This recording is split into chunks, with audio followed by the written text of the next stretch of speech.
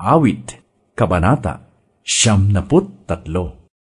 Si Yahweh ay naghahari na ang suot sa katawan ay damit na maharlika at puspos ng kalakasan.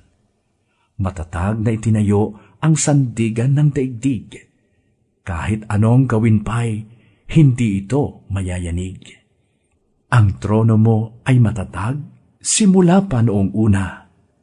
Bago pa ang kasaysayan, ika'y likas na naroon na. Tumataas nga, O Yahweh, ang tubig ng mga ilog. Lumalakas ang lagaslas habang sila'y umaagos. Maingay na mga alon katulad ay pagkalabog. Parang tubig na marami, ang buhos ay parang kulog.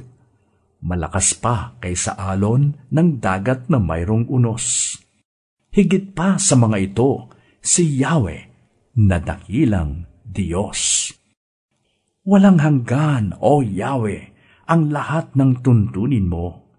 Sadyang banal at matatag ang sambahang iyong templo.